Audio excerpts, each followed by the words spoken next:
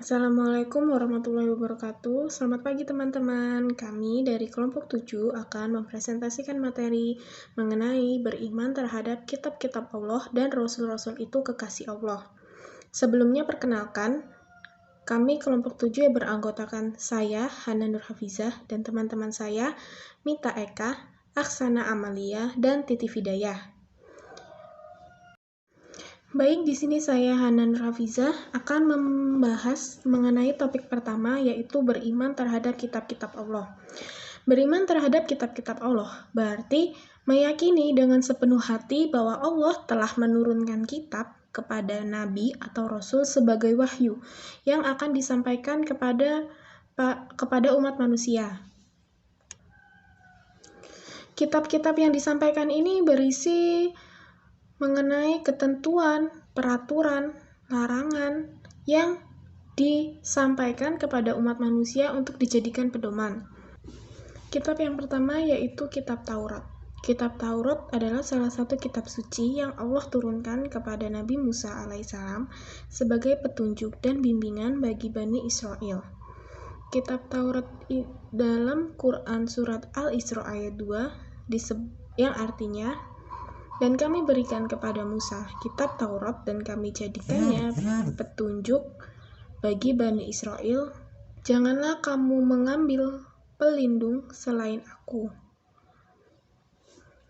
Pokok kitab Taurat ini dikenal dengan 10 hukum yang berisi asas-asas keyakinan atau akidah dan asas-asas kebaktian atau syariah. 10 hukum itu berisi yang pertama yaitu tiada Tuhan selain Allah. Yang kedua, jangan menyembah berhala. Yang ketiga, jangan mempersekutukan Allah. Yang keempat, yaitu sucikan hari Sabat atau hari Sabtu. Yang kelima, hormati orang tuamu. Yang keenam, jangan membunuh. Yang ketujuh, jangan berzina. Yang kedelapan, jangan mencuri. Yang kesembilan, jangan bersumpah palsu atau bersaksi palsu. Dan yang terakhir, yaitu jangan mengambil hak orang atau mengambil milik orang lain.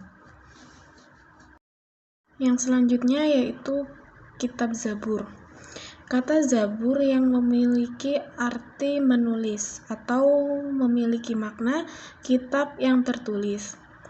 Dalam bahasa Ibrani, kitab Zabur adalah nyanyian rohani yang dianggap suci. Kitab Zabur adalah kitab suci yang diturunkan Allah kepada Bani Israel melalui utusannya yang bernama Nabi Daud. Jadi kitab Zabur ini merupakan kitab suci yang berisi nyanyian rohani yang disenandungkan oleh Nabi Daud. Kitab Zabur ini berisi sekumpulan ayat yang dianggap suci. Terdapat 150 surah yang tidak mengandung hukum-hukum, tapi berisi nasihat-nasihat, hikmah, pujian, dan sanjungan kepada Allah Subhanahu wa Ta'ala. Secara garis besar, ada 5 macam nyanyian rohani yang disenandungkan oleh Nabi Daud. Yang pertama, nyanyian memuji Tuhan. Yang kedua, nyanyian perorangan sebagai ucapan syukur. Yang ketiga, ratapan-ratapan jamaah. Yang kelima, ratapan dan doa individu. Yang kelima yaitu nyanyian untuk raja.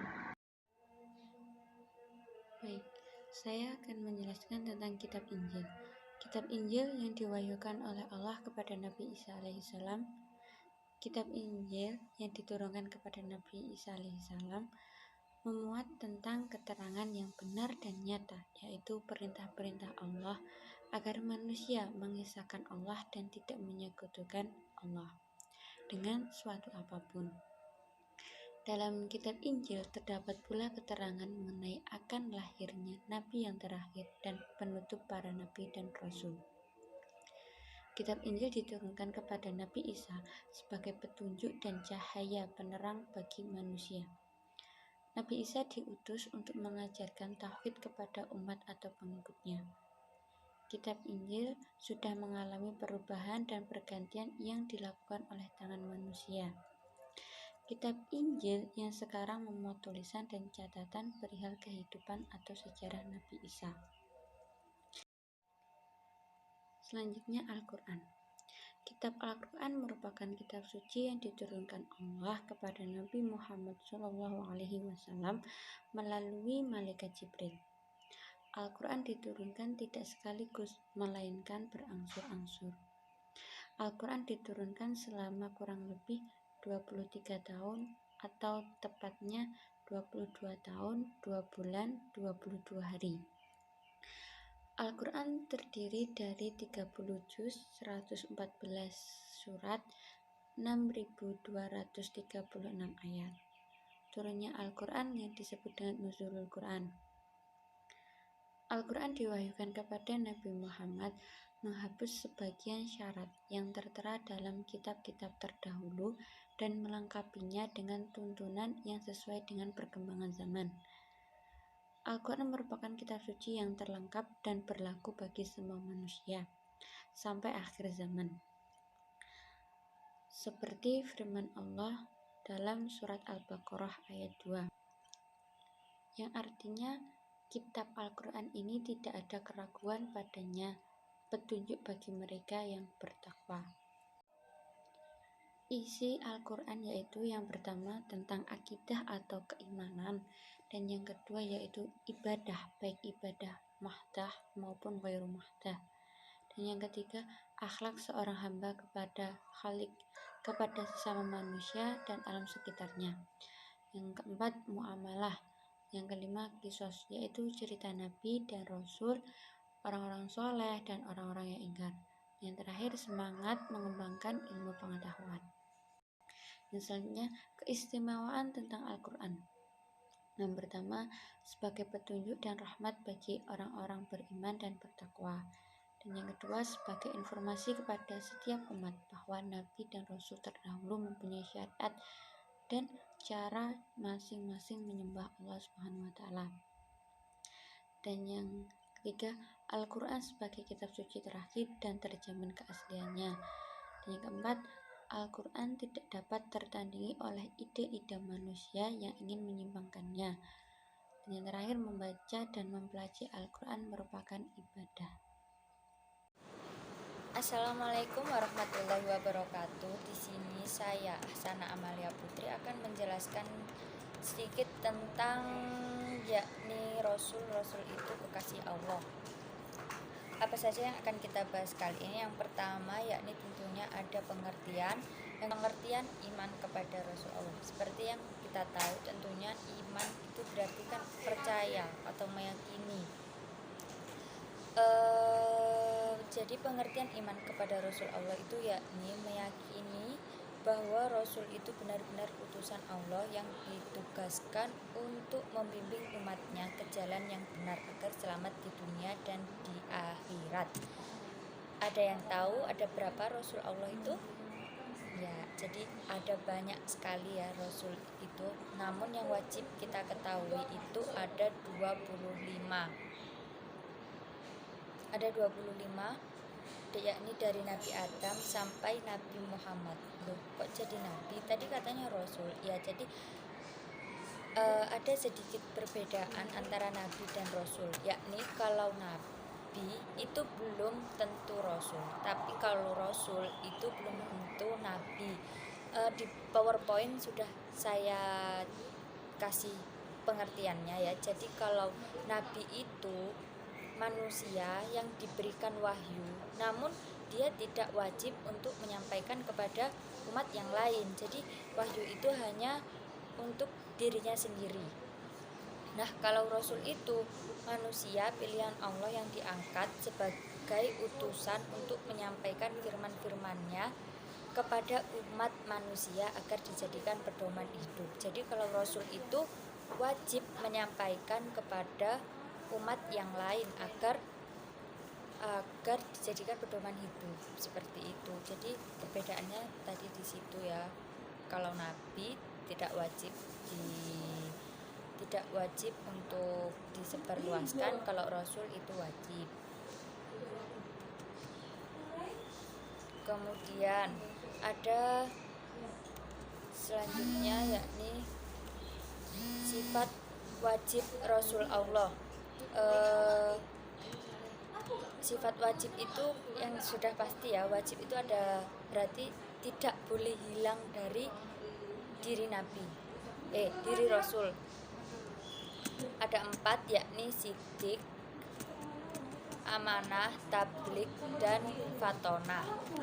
Seperti yang kita pelajari dari kecil, kalau sidik itu berarti artinya benar.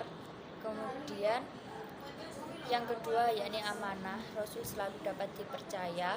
Yang ketiga tablik, yakni Rasul selalu menyampaikan wahyu. Yang keempat fatonah, yakni Rasul memiliki kecerdasan yang tinggi. 4 sifat ini tidak boleh hilang dari diri seorang Rasul. Kemudian ada kebalikannya dari sifat wajib tadi, yakni sifat mustahil. Ada 4 juga. Kalau sifat wajib tadi harus ada pada seorang diri Rasul. Kalau sifat mustahil ini tidak mungkin ada pada Rasul, karena kebalikannya ya. Ada 4 juga, yakni al-kizib, yang artinya mustahil seorang Rasul itu berbohong atau berdusta. Kemudian ada al-kitman, yakni mustahil seorang Rasul menyembunyikan kebenaran.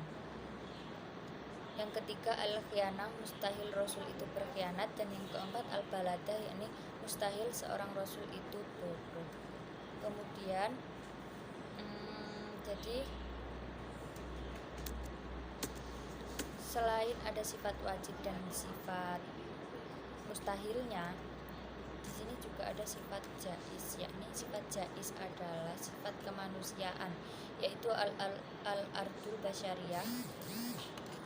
Artinya Rasul memiliki sifat sebagaimana manusia biasa, seperti rasa lapar, haus, sakit, tidur, sedih, senang, berkeluarga, dan lain sebagainya. Jadi seorang Rasul itu sebenarnya adalah manusia sama seperti kita, namun beliau itu diberikan suatu keistimewaan oleh Allah untuk menyampaikan firman-firmannya seperti itu.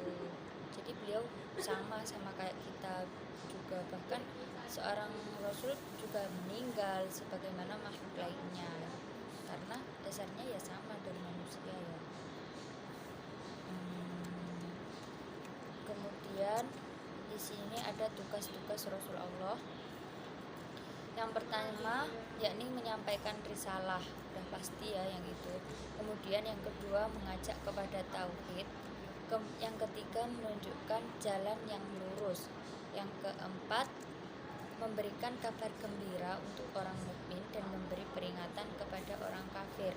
Kenapa seperti itu ya? Karena barang siapa yang akan beriman nanti balasannya akan surga di akhirat nanti.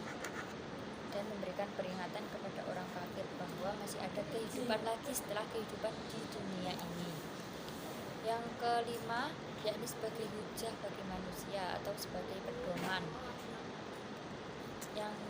Dan yang keenam yakni membersihkan dan menyucikan jiwa manusia serta mengajarkan kepada mereka kitab dan hikmah. Jadi memberikan mana yang benar, mana yang salah, seperti itu tugas-tugas Rasulullah. Cukup sekian dari saya, akan dilanjutkan oleh teman saya selanjutnya.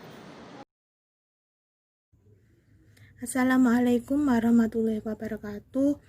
Nama saya Titi Vidaya Husni. Saya akan menjelaskan mengenai materi yang kedua, yaitu Rasul-Rasul kekasih Allah Subhanahu wa Ta'ala, yang telah dipresentasikan oleh pemateri pertama, yaitu Saudari Aksana. Saya akan menjelaskan submateri yang keempat dan yang kelima, yaitu hikmah beriman kepada Rasul-Rasul Allah dan menerapkan perilaku yang mulia. Pertama saya akan membahas mengenai submateri yang keempat, yaitu hikmah beriman kepada Rasul-Rasul Allah. Apa saja sih hikmah yang dapat kita ambil dari beriman kepada Rasul-Rasul Allah? Yang pertama, makin sempurna keimanannya. Maksudnya di sini ketika seseorang sudah beriman kepada Rasul Allah, ketika mengetahui bahwa Rasul Allah itu ada dan Rasul Allah ini memiliki tugas yaitu membimbing umat manusia kepada jalan kebaikan, kepada jalan ketauhidan, maka orang tersebut semakin sempurna keimanannya. Kemudian kedua, terdorong untuk menjadikan contoh dalam hidupnya. Perlu kita ketahui bahwa Rasul Allah ini merupakan manusia yang mulia, manusia dengan perilaku yang baik, manusia dengan memiliki ibadah yang baik, maka apa yang ada pada diri Rasul Allah ini dapat dijadikan contoh dalam kehidupan manusia yang lainnya. Ketiga, terdorong untuk melakukan perilaku sosial yang baik. Perlu kita Rasul Allah ini memiliki perilaku yang baik dalam bertutur kata, baik dalam tindakan, sehingga apa yang dilakukan baik kepada sesama muslim maupun non-muslim menjadikan contoh kepada manusia lain untuk melakukan perilaku yang sama, yaitu perilaku sosial yang baik yang sudah dicontohkan oleh Rasul Allah. Kemudian yang keempat, memiliki teladan dalam hidupnya. Dalam Quran surat Al-Ahzab ayat 21, A'udzubillahi minasyaitonirrajim. Bismillahirrahmanirrahim. Laqad kana lakum fi Rasulillahi uswatun hasanatun liman kana yarjullaha wal yaumil akhir wa dzakarallaha katsira, yang artinya sungguh telah ada pada diri Rasulullah itu suri teladan yang baik bagimu, yaitu bagi orang yang mengharap rahmat Allah Subhanahu wa Ta'ala dan kedatangan hari kiamat, dan yang banyak mengingat Allah Subhanahu wa Ta'ala. Dalam Quran surat Al-Ahzab ayat 21 ini sudah jelas bahwa Rasul Allah ini merupakan suri tauladan yang dapat dicontoh oleh umat manusia, umat muslim pada kehidupan sehari-hari. Kemudian yang kelima, mencintai para rasul dengan cara mengikuti dan mengamalkan ajarannya. Pada Quran surat Ali Imran ayat 31, A'udzubillahi minasyaitonirrajim. Bismillahirrahmanirrahim. Qul in kuntum tuhibbunallaha fattabi'uni yuhibbukumullahu wa yaghfir lakum dunubakum wallahu ghafurur rahim. Yang artinya, katakanlah Muhammad, jika kamu mencintai Allah Subhanahu wa Ta'ala, ikutilah aku. Niscaya Allah Subhanahu wa Ta'ala mencintaimu dan mengampuni dosa-dosamu. Allah Subhanahu wa Ta'ala Maha Pengampun, Maha Penyayang. Di situ kita diperintahkan untuk mencintai para Rasulullah dengan mengikuti dan mengamalkan ajarannya. Kemudian yang keenam, mengetahui hakikat dirinya bahwa ia diciptakan oleh Allah Subhanahu wa Ta'ala untuk mengabdi kepadanya. Terdapat pada firman Quran surat Az-Zariyat ayat 54. A'udzubillahi minasyaitonirrajim. Bismillahirrahmanirrahim. Wama khalaqtul jinna wal insan illa liya'budun. Yang artinya, aku tidak akan menciptakan jin dan manusia melainkan agar mereka beribadah kepadaku. Selanjutnya, submateri yang kelima adalah menerapkan perilaku mulia. Perilaku mulia yang dicerminkan oleh orang yang beriman kepada Rasul adalah sebagai berikut. 1. Menjunjung tinggi risalah atau ajaran Allah Subhanahu wa Ta'ala yang disampaikan Rasulnya. Pada Quran surat Al-Hasr ayat 7, A'udzubillahi minasyaitonirrajim. Bismillahirrahmanirrahim. Wa ma ataakumur rasulu fakhudhuhu wa ma nahakum anhu fantahu. Wattaqullaha innallaha sadidul iqab.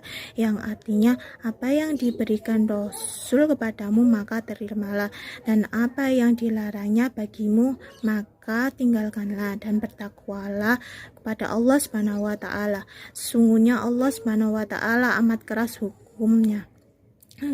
Yang kedua, melaksanakan seruannya untuk beribadah hanya kepada Allah Subhanahu wa taala.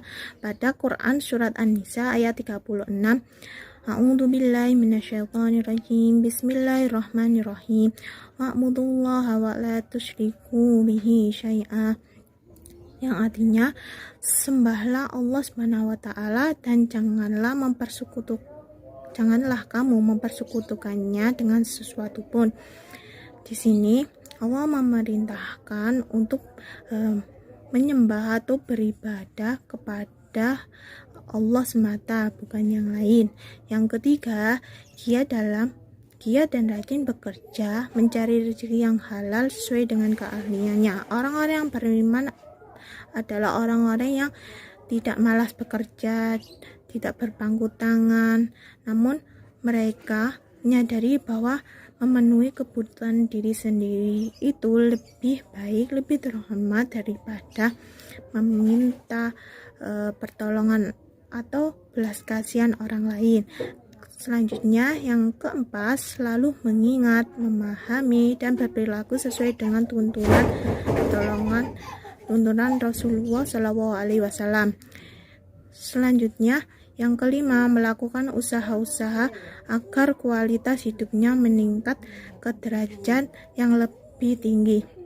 Usaha-usaha itu antara lain memelihara dan meningkatkan iman dan takwa kepada Allah Subhanahu wa taala.